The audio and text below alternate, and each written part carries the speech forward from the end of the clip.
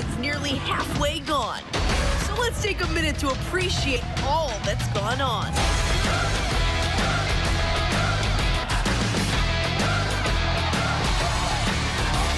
In week 4, we want more. More hype. More touchdowns. More game-breaking plays. And not to mention some more haze. This season has been go, go, go. But settle in, because it's time for your favorite Friday night show. We're the Capital City Cheer Team, and you're watching ABC 17 SportsZone Football Friday. Come on, guys! Let's go! ABC 17 SportsZone Football Friday, sponsored by Harper, Evans, Hillbrenner, and Nettemeyer, starts now.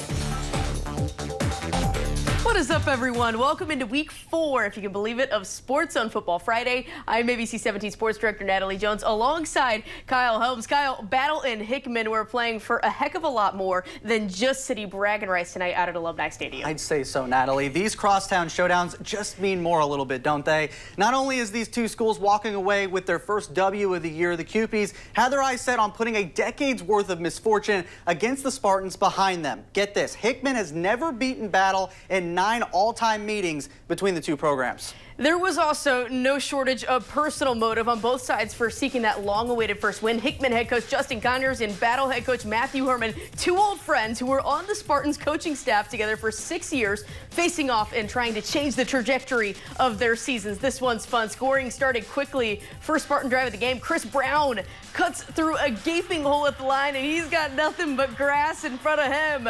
20-10-5.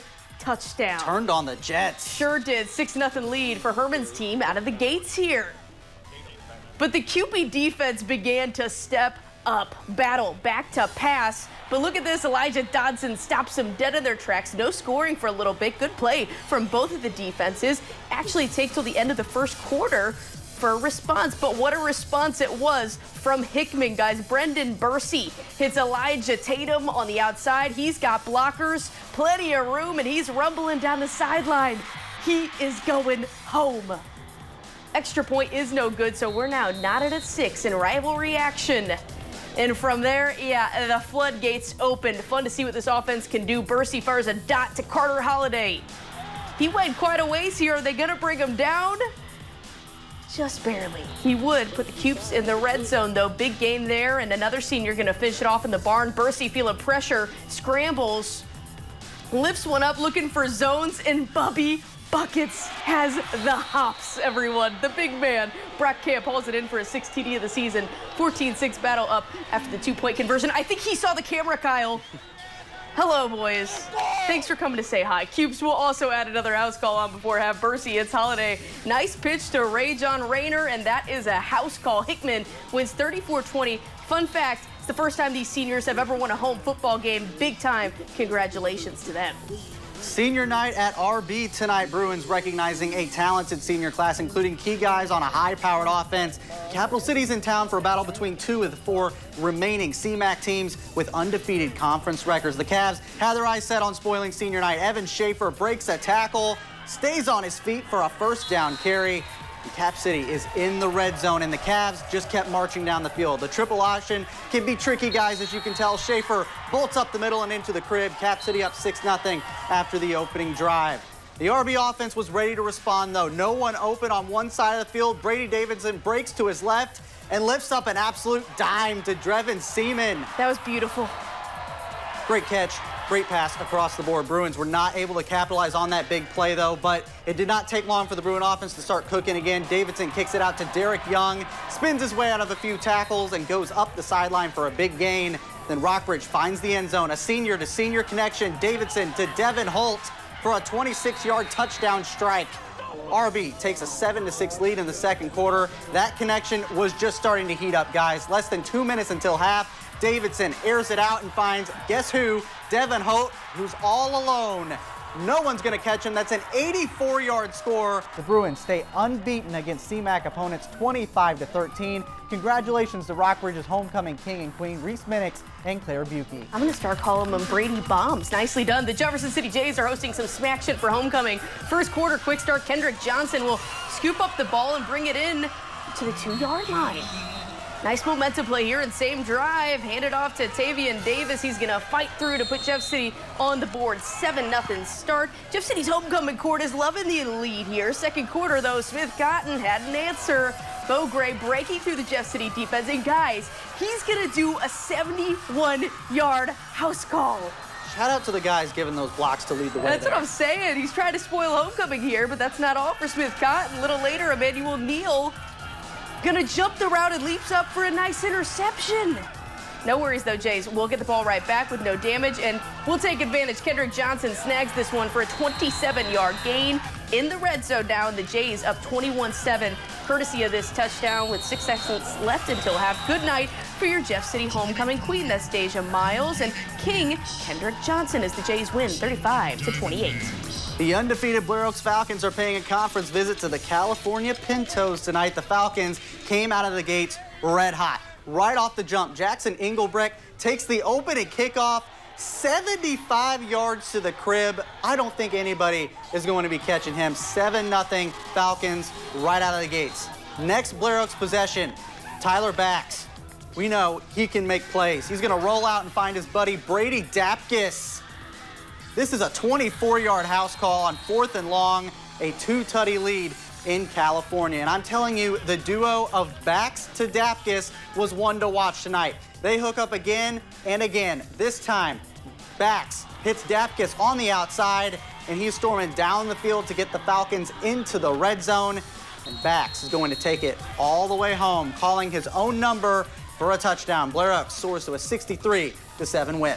Scoreboard now, Halaya stays undefeated in CMAC action, winning 38-8 over Camden. Osage gets a win over Eldon tonight, 41-22. Hannibal routs Fulton, 16-0. Palmyra hammers Highland, 46-6. And Mexico beats Marshall, 49-13.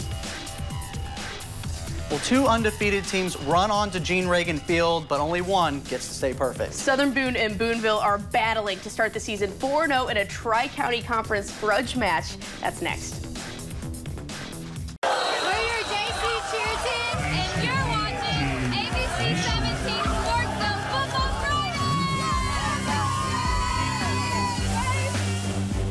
Shout out to the JC cheer team, making time for us on homecoming, no less. Kyle, only 3 Tri-County Conference teams entered the day with undefeated records. 2 of them met tonight, so needless to say, the record's going to be gone for one of these guys. I'd say so. Southern Boone and Boonville were both a perfect 3-0 ahead of tonight's conference clash, and the Pirates and Eagles have soared past the competition so far, beating their opponents by, get this, an average of nearly 21 and 23 points respectively. Pure dominance from both of those guys, but only one of them is going to keep that flawless record alive. Let's get right to it. Southern Boone coming off back-to-back shutouts.